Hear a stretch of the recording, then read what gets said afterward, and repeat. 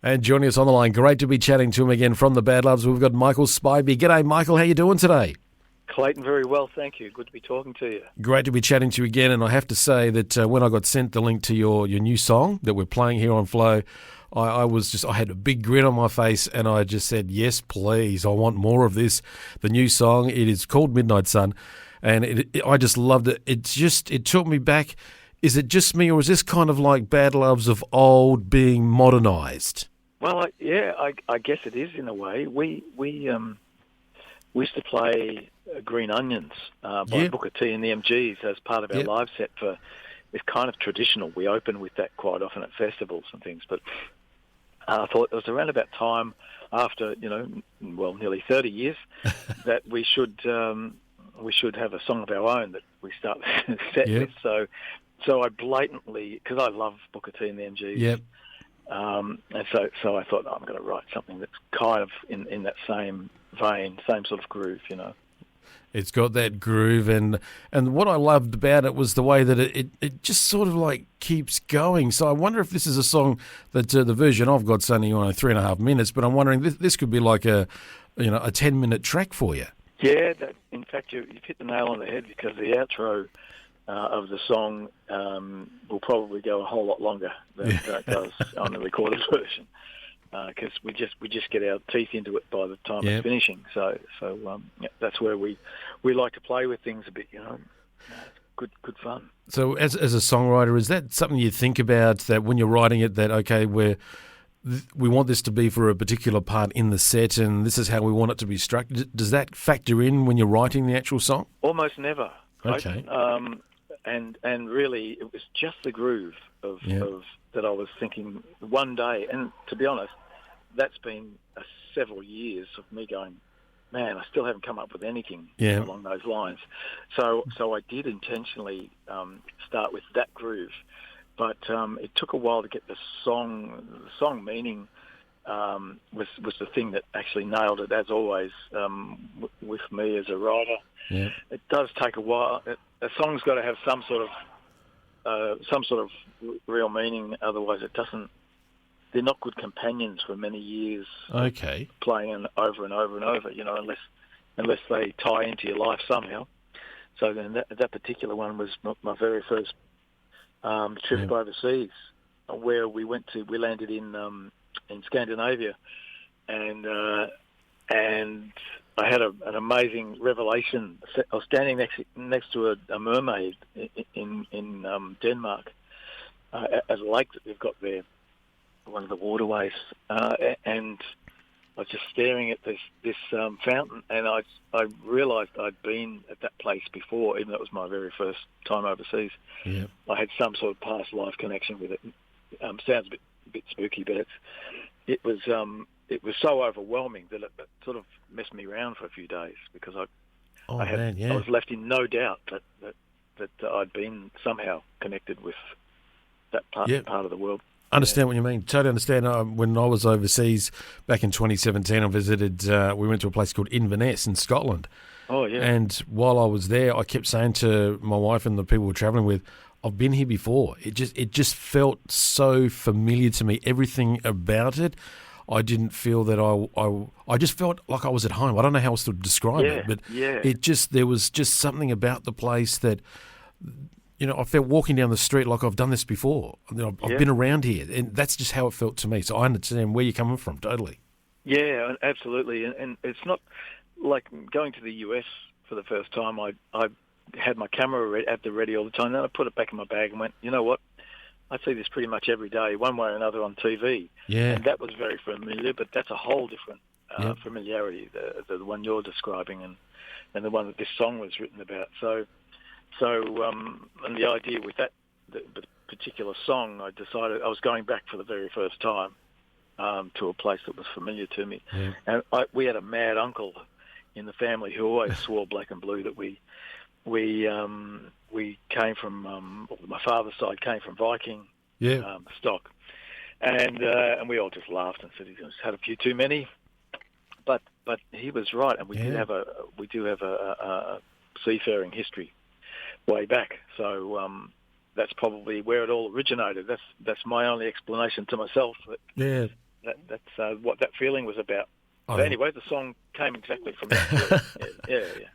Yeah, well, I get that, and totally, I think it's a wonderful feeling when that does happen. You get those places. The video for it, how did that come about? The video we've got from the mighty Screaming Jets. Yep. I've got Scotty Kingman, who's a guitarist, phenomenal guitarist. Yep.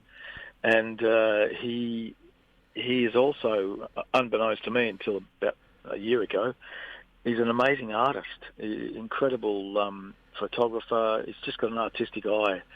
And this time, because he did Tribal, our last single as well, the video for it.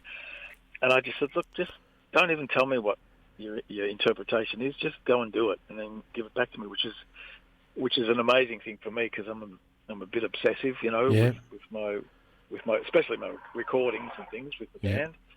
But he always comes back with his own take on it. So I just loved it. He lives up near Lakes Entrance, up on the lakes there somewhere, and he's immersed in nature. But yeah, just an incredible eye the man's got.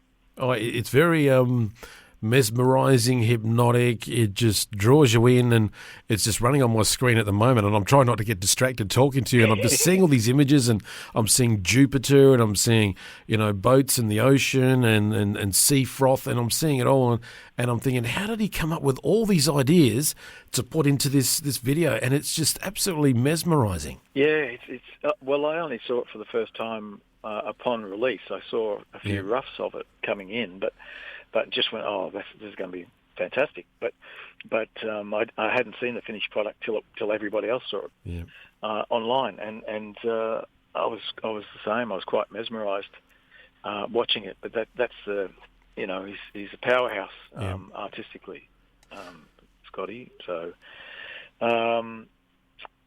we're very lucky to get into to work on it. I urge folks to go and check the clip out. It's absolutely awesome to watch, and I've had to stop it, otherwise I'll just keep staring at it and get distracted. Now, you must be happy at the moment. Borders are starting to open up, so you're going to be getting out there, and because last time we spoke, you couldn't do any live touring, and now at least you can start to plan and get out there and do these songs and start the show with the Midnight Sun. Yeah, exactly. Look, it's such an amazing feeling because it's once something that's so such a reflex, live performance for us. We've all been playing for a long time, and we've never been not able to play. So when that's taken away from you, it really makes you question your purpose. Yeah. What is it that I do? Why am I? I'm missing something huge is missing from your life. Yeah. And it's not even the idea that we're not on stage. That we're needy in terms of getting approval and all that sort of thing. It's an alchemy, like a dynamic, almost like playing sport. Yep. And all of a sudden, your favourite sport's taken away from you. You're not allowed to play anymore because you've broken your leg or something. And it's been such a long time since we've played under normal circumstances. So that dynamic is missing in our lives.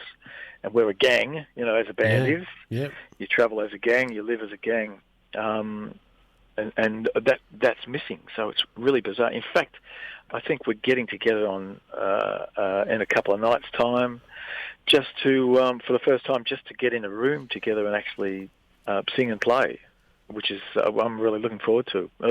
Almost nervous about it. How does that work? Do you just one of you just starts noodling and then someone else joins in, or is it you get in there? Okay, this is how we're going to start. Is there a structure to it, or is it just going to happen organically when you do get together and you feel your way around each other again? Yeah, as much as anything, it'll start with an argument, and then someone then the beer comes out. And we just as soon as somebody plugs in the game we play is as soon as you plug in or get on stage or whatever it is, you just start playing and then everybody else responds to it. So there's no talk or it's usually just purely a musical dialogue for a while. So and we quite often do that live as well. We have sections in songs where we just somebody will start an idea and everybody's got to go with it, knowing what the ending is. You know, Yeah. just no idea where it's going. So that's. But you have the luxury of, that sort of musical conversation. In the same way, you don't prepare a conversation with people when you run into folks. You don't think about what you're going to say or that sort of. It just comes out. So really, it's the same musically for us because we've got that dialogue from so many years of playing. And when you're talking about that improvisation that you do on stage, it's kind of a bit old school because you don't see that happening anymore. And I love that you do that. I think that's absolutely fantastic, and we need more of that happening too. Oh, I can't believe that people don't. I think they're missing the most important part, the most fun part of playing, of performing live, and that is not knowing what you're doing exactly and just having to. It's like a jolt of electricity through your body because you're up on your toes, fight or flight almost, because you're about to be humiliated if you do something stupid. But sections of songs and outros and things go in different places, and we quite often play a song in a whole different feel or groove than we normally would, just on the spur of the moment, like count it in at a different tempo, and away we go. And that keeps us on our toes, It's great fun. It's weird. We've toured with a lot of, bigger acts, American acts, for example, and they are totally choreographed. Yeah. Even where the singer will go and talk, so have a few words to the audience because there's going to be a spotlight that's computerized to go on in that spot if he's not there. So, and what we would watch in awe of going, how. This is a whole different way of moving, and I remember seeing U2, and they were incredible. But before them was B.B. King's band, and that was totally not choreographed in any way. It didn't have any computer lighting or any of the same sort of trappings, and they all stood together really close on a great big stage, but they were all really tight together on the stage, and there were about 8 of them or something. And man, the electricity coming off stage with B.B. King and his band, it just totally wrecked U2 for me because everything was choreographed, every hair was in place, and it was almost predictable. There was nothing, no hair out of place. I know exactly what you mean. Yeah, and I remember seeing that tour as well, and I had the same reaction. And I was, I was disappointed I was actually disappointed in U2, even though I was a U2 fan. I was more excited with B.B. King because you could see he was in the moment with things. You could just see it was, there was a structure to it all, but there was, he were doing it in a little moment. And it wasn't until U2 and B.B. King got together that I thought, okay, now we've hit a highlight, but I've had to wait through all the U2 show to get to this. That's how I felt. Yeah, exactly. Yeah, and likewise, that's a band that I've always loved. I don't actually own a record of theirs, but I know most of their songs, anyway, because they're just through osmosis, I think, just gets in. But I've always loved the band, and it's the same thing. And B.B. King, man, what a band. That was phenomenal. The electricity and those huge brass section that he had on stage with him, all big boys like B.B. King himself. And all shoulder to shoulder, elbow to elbow as they're playing and laughing and just having a total ball, When U2 came on, and there's an acre and a half in between each player upstage, and no physical, or very little physical dynamic between the players. Yeah. But still, amazing band. But different time, yeah. I know what you mean. I'm looking on your website. You've got some shows coming up, and there's a couple before Christmas. So I'm just out of curiosity, do the Badloves do their version of some Christmas sort of tunes, or could we see something like that happen? Look, we like to use the celebration or the celebrate the moment, but it's not always a very for example, happy birthdays. We quite often get a birthday call, but we usually do the songs more like a funeral march and in a minor key. Yeah. So just to amuse ourselves and make people suffer. I'm not one for celebrations. The band have got a bit of a wicked sense of humour, so people make requests like that at their peril. generally, because what comes out is not necessarily very complimentary. So if someone comes up and says, "Play Santa Claus is coming to town," you might wish Santa wasn't coming to town. I get what you mean. So. Yeah. Well, we do give it. We'll give it sort of 8 bars or something like that until it self-destructs usually. And people look silly as us because we can't pull it off. But good fun. Indeed. What's happening for 2022? Can you give us some insight as to where you'll go apart from touring? What else will you be doing next year? Well, we've definitely got an album, which has been interrupted quite a bit by COVID. So that's coming out in early 22, which I'm very much looking forward to. And depending on the international side of things, we might get a bit of overseas action as well. We just don't know how that pans out at the moment. Yeah. But I've got to say, I'm more looking forward just to being in Australia and getting around. Going up the middle, we want to get out into the outer regions a lot more because we haven't done enough of that over the years. So those things are more exciting to me than the overseas stuff, to be honest. Well, I'm hoping to see more tour dates put on your website and some nearer to us as well, so we can come along and see you. And I'm looking forward to hearing an extended intro. That's what I'm looking forward to. Well, Michael, it has been great chatting to you. All the best for Christmas and the New Year season as well, and all the best to you from all of us here at Flow and to the rest of the guys in the band. Good luck with everything. Thank you so much for chatting to us today on Flow. I'm just absolutely loving it. We've got your song here ready to go. If you could please introduce it for all our Flow listeners. Good on you. Thanks, Clayton. Hey, this is our new single for the Badloves, I should say. This is called Midnight Sun. Hope you dig it.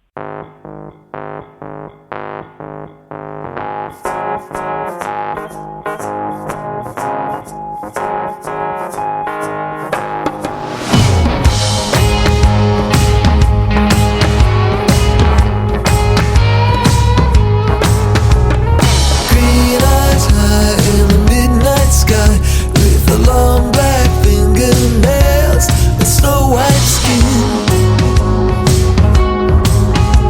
She's butterflies in a flower bed. See the arc of the wrecking ball in early spring. It's closing in. I'm going back. The time has come. Back to the land of the midnight sun, to plant my feet on holy ground, back where the rivers run, in the land of the midnight sun.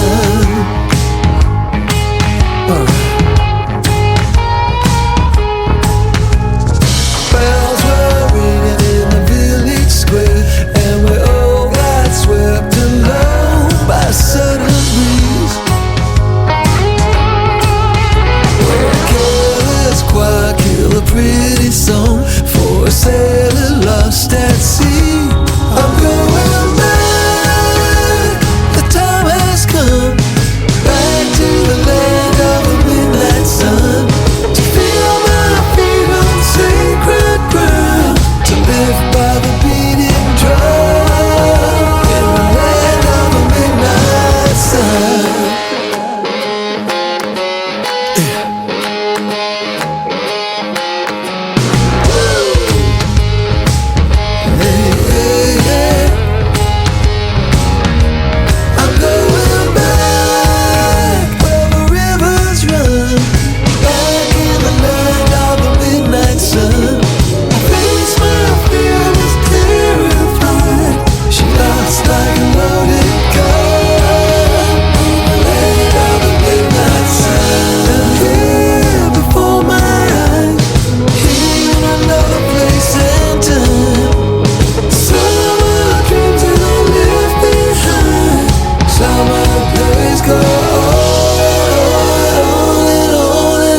In the land of the midnight